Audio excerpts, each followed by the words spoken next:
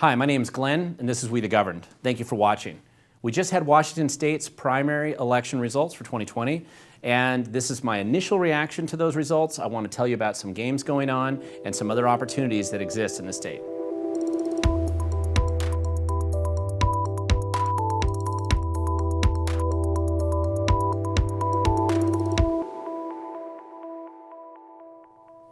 Okay, we are back to Washington State reporting on just some reactions to the 2020 primary election results, which initially came in on Tuesday. And the reason why we can't really completely be sure of what these results are is that Washington State, unfortunately, is entirely a vote-by-mail state. And what that means is that we really won't know these results for weeks because there's piles of ballots that are being sent through the mail system, assuming the post office workers actually deliver them.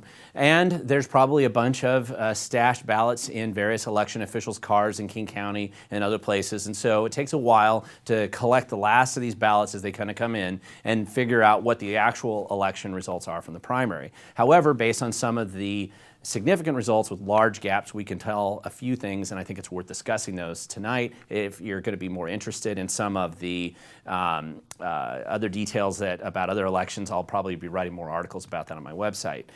Initially, the big news, of course, is that in the governor's race, we know who the challenger for Inslee is going to be. It's no surprise that Inslee is going to be on the ballot. He's served 2 different terms. This is going for his consolation prize after he failed in his effort to run for president and he couldn't get 1% in that race. He has come back for the consolation prize of a 3rd term as Washington State governor. And it looks like the Republican candidate who came out of a very crowded field. We had 36 people on the ballot, and we had a number of serious Republican candidates, about 6 of them that were fairly serious in their campaigns, and the leader in the Republican field was Loren Culp. So it looks like in November, when your ballots are going to be mailed out to you in October, these are the 2 guys that are going to be on the ballot. And at least we know that because the gap between Culp and the nearest Republican is quite substantial, and even in King County, they're not going to find enough ballots to close that gap. Now, for Republicans, from their perspective, this is going to be a race between a very unpopular governor who likes to mandate masks on everybody and even sometimes wears them himself when he feels like it, and a small-town police chief who's very focused on constitutional rights, protecting people, and restoring the rule of law in Washington State. However, it really seems to me that this election is going to ultimately come down to this 2 different worldviews of how people want to see the state of Washington. And the one worldview is going to be what Inslee has tended to promote and endorse and support, which is arson, violence, riots, attacks on the police, downsizing law enforcement, making at least the urban centers of the state substantially less safe.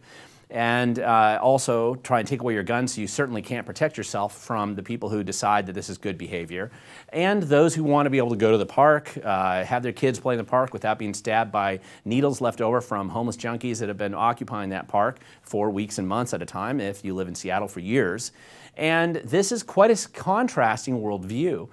From the conservative perspective, this is probably going to be this really dramatic difference. And it's particularly notable that the activists up in Seattle, the anarchists, the Antifa, who took over 6 different blocks of the city, occupied them, called it the CHOP or the CHAs, depending on what time frame you were there. When they decided to finally start leaving their occupation of those city blocks in Seattle, they did formally come out, at least some of them, and endorsed Inslee. So there's a very different worldview that we're facing in this election cycle. Now, since we just finished this primary, I think it's also worth discussing what the Culp campaign did right.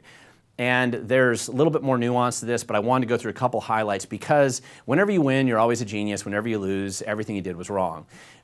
So there's a certain tendency for people to think that, but there are a couple of basic things that the Culp campaign did that really helped him out. There's some mistakes they made, but there's some things they did that really did work. And in his case, one of the things that helped was this idea of starting early.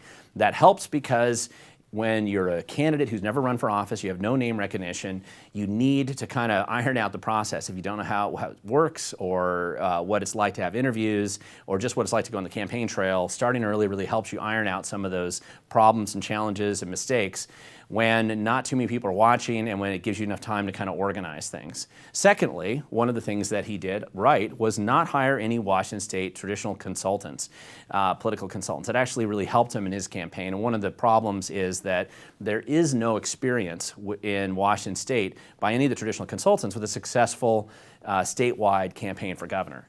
So there wasn't anybody you could hire who's actually done this successfully for the governor's office before. And so taking a new approach to it probably gave him some unique advantages in this race that wouldn't necessarily be obvious to everybody in the early stages.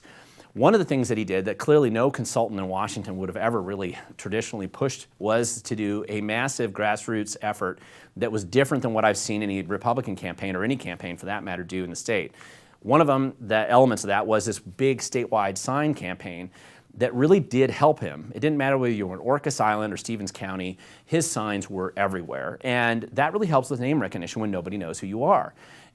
Consultants hate signs because they don't get the percentage kickback that they get from mailers or advertising, and so they don't like signs, they're expensive. But the Culp campaign, because they didn't have any money originally, were selling their signs, and they actually were able to distribute these signs then around the state for a much lower net cost to the campaign. That's unusual, I haven't seen that before. The campaign did a really good job. Secondly, the other part of the grassroots element were these rallies that they had. And I don't know if it would work as well in a non-COVID era, but in the COVID era, these rallies were great because these communities had nothing else going down, you know, in the evenings or in the afternoons when they were organizing these. The governor has basically ended all public events of every kind around the state. And in those communities, if you have nothing else going on, even if you're not that political, you're going to go to this event, whereas normally you might have something else better to do. And the volume of people at these events were quite significant. I sent people to about 7 of them just to verify the actual numbers that were there to make sure that the campaign was representing them accurately. And I was quite impressed with the number of people who attended these rallies. They were substantial, they were regular. Every single night there was a new one. Sometimes there were a couple of them.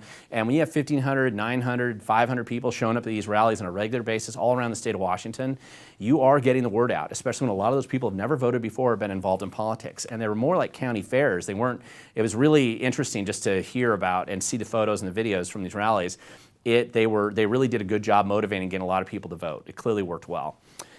The other thing is he created a strong and effective online social media presence and a following that can't be disputed. Now, part of it with these podcasts they did on a regular basis, part of it was social media, part of it's that people are stuck at home, and how many times you're going to binge watch your favorite Netflix show. Maybe you'll go and take a look at what this candidate for office is saying, and I think that really created a substantial following for him.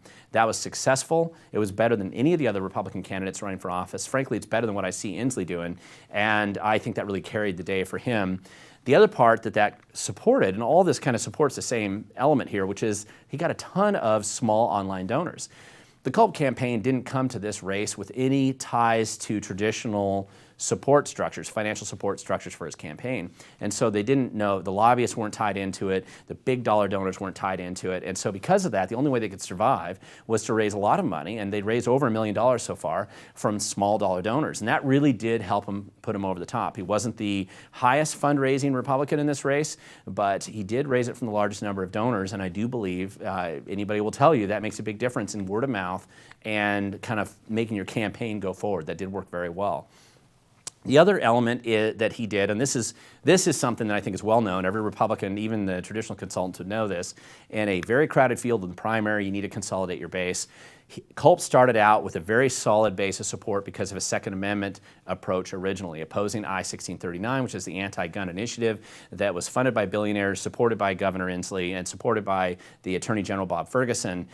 That was very unpopular in good portions of the state, and because of that, consolidating those activists who tend to be people who are willing to work hard, get motivated, highly identify with a lifestyle as a Second Amendment supporter, and they're willing to do hard work and spend money. That really made a big difference, and that is how he came out of this primary. And one element that he did very well, I mean, he easily earned twice as many votes as the next closest competitor in this primary. And that's very impressive for a newcomer who's never run for office before. But he's going to be facing off with Inslee, and Inslee has created his own set of drama in Washington State because of this sense that I think a lot of citizens are having, where he's created this idea, kind of like Schindler's List. You have essential or non-essential workers. He's classified businesses that are not allowed to be open, and they're just basically destroying the livelihood of anybody associated with them.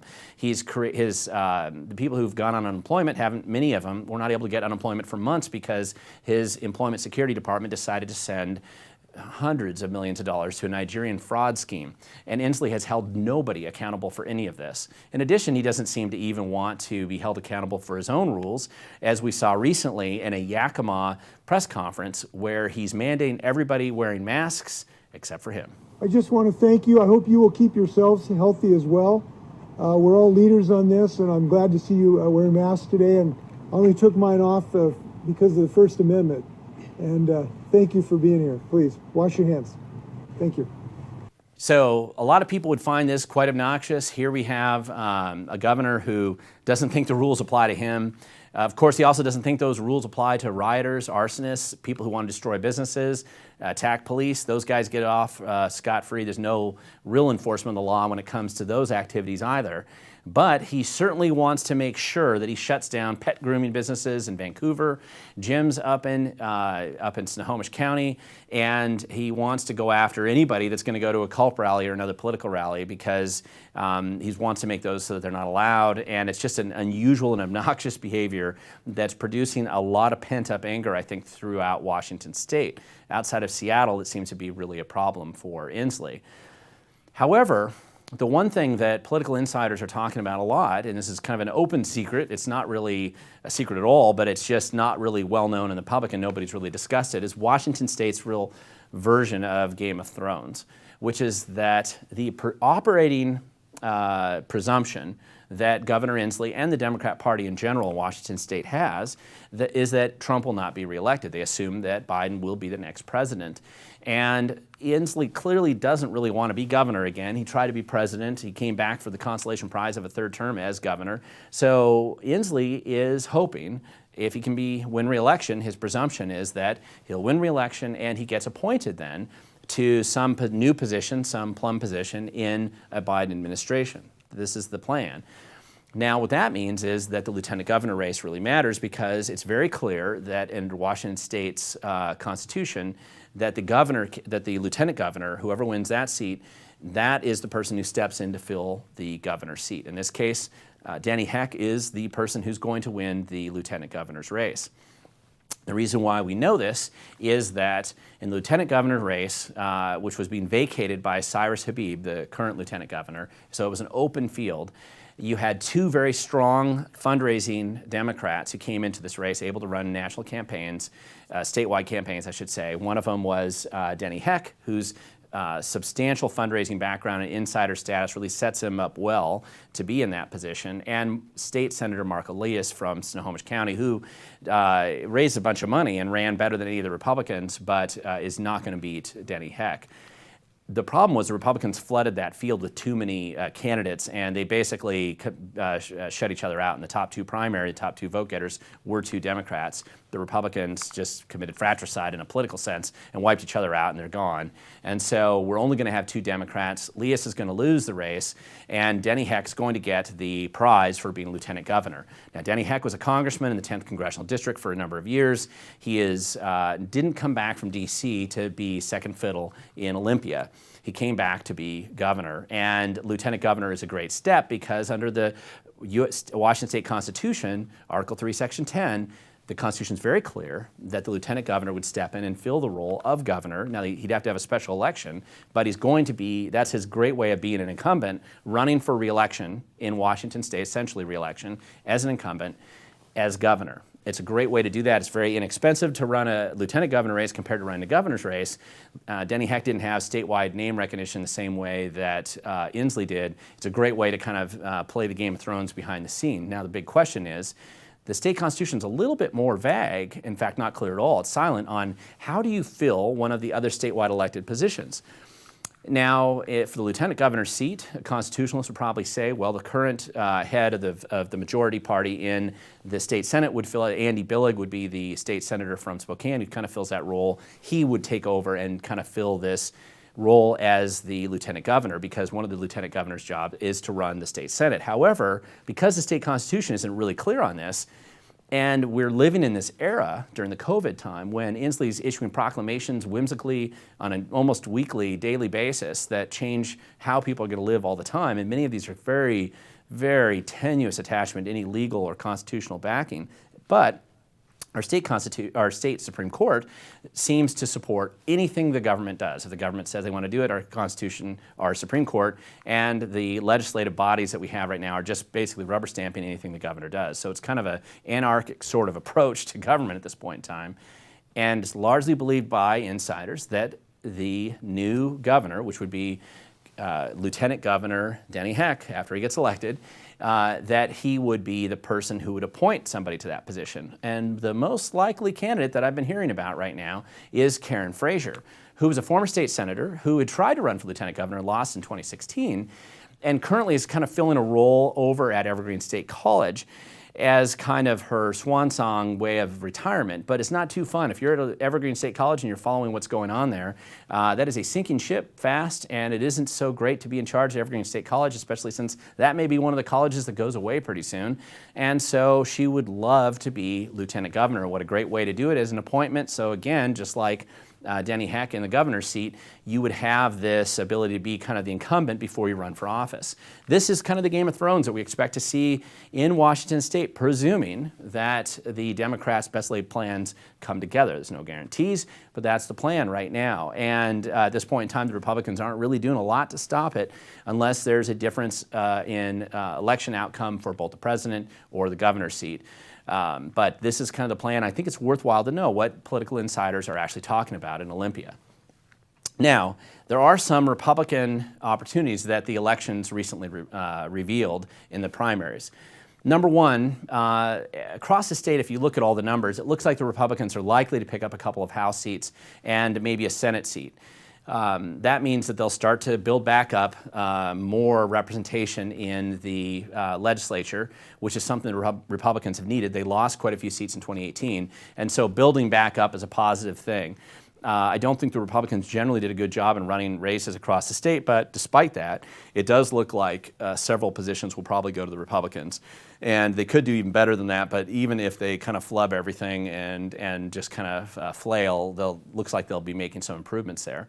The other seat that's worth looking at, that at a statewide level, that the Republicans seem to have done a better job prepping and have a substantial opportunity for, is the Office of Superintendent of Public Instruction, which is the head of the Education Department for Washington State. The current incumbent is Chris Reichtel, and and the reason why I am not attaching party affiliation to them is that technically these are nonpartisan positions, but the Reichtel is well known as a former Democrat legislator. It's no secret. He's been heavily involved in the Democrat Party for a long, long time. And Maya Espinoza, who is the Republican challenger, who looks like she's coming out of the primary to challenge Reichtel for the seat, was a Republican who ran for office in the 28th legislative district. She lost in 2018, but this means there's a clear party affiliation between both of these candidates. And the reason why Reichtel appears to be vulnerable is, I think, in part due to the statewide concerns over the status of the public education system in Washington State. And part of that is, yes, they don't do well in science, they don't do well in math, and they don't seem to be educating well in general, but it's really this COVID, it's a combination of how the OSPIs approach the COVID situation and Reichtel's unusual fixation on pushing through this very aggressive sex ed bill, really a graphic sex ed push in school that isn't something that most parents want to have their kids taught in school. And in fact, he was a champion of it and got very angry 2 legislative sessions ago when it didn't pass the legislature. This time it passed, and it created such a backlash among parents in Washington State that even in the midst of a coronavirus lockdown, they were able to collect enough signatures to get a referendum on the ballot, R90, and they collected far more signatures than they needed, over 100,000 extra signatures than what they needed in the middle of a pandemic lockdown, Inslee shutdown program. they were able to collect all these signatures and get it on the ballot for next year, which is pretty amazing because that means that people get a chance to vote to repeal the legislation that Chris Reichdel championed. Additionally, when Reichdel came out with tweets demanding revenge against voters who voted differently than he did, he basically, and in combination with his decision to basically destroy the education process for about a year here, saying that students will still get good grades even if they don't do anything, ending school sports, ending music programs for a while, making it so that kids, if that's how you identified in school was with sports or with the music education, that's all gone. You don't have the opportunity to do that right now. And not showing up in school and just becoming creating a lot of drama around this education system. It's been great for homeschooling. It's great to expose people to homeschooling, but it has not been so good for those who really are strong supporters of public education. And it's really driven a lot of people to look at this office that oftentimes gets overlooked. And Espinoza is an aggressive campaigner. She's interested in this subject quite a bit. She's a parent. She's been involved in education. There's clearly going to be quite a contrast. And Reichdel was only able to get 40% in the primary. That's not a good sign for him. That's an interesting pickup that the Republicans may see come the fall. So I think that these are really worth looking at. These are the very obvious cases. There's some more that I'll discuss when future articles that I write. But this is really, you can tell even with the initial results in the primary night, these are opportunities. Now, again, I'll be writing about a lot more issues, but I think that the one thing that people have to remember is that it's easy to say, oh, I just don't care about politics. I want to go home. I just don't want to be bothered. But as people have experienced during this COVID era, as people have experienced with other types of legislation and rules that politicians and bureaucrats pass, you are not allowed to avoid it. They will come and they will find a way to make you care about politics. And if you don't want those needles at your in the middle of your park, if you want homeless camps to not be piled up in your next door, if you want to be safe walking down the street or not have to deal with riots every time you go to downtown Seattle, then you're going to probably want to get involved in the political process. There's really no other option. The future does belong to those who show up. And apathy will absolutely hurt us. It'll hurt you. It'll hurt your family. It'll hurt your community if you think you can just sit back and be apathetic. So I think it's important that we have that takeaway, recognizing we still have another general election. And even in a state like Washington, there's opportunities for making a difference and having an impact. Thank you for watching. If you want to learn more, go to wethegovern.com. Also, please subscribe, make comments below. I like to respond, and remember, the future does belong to those who show up.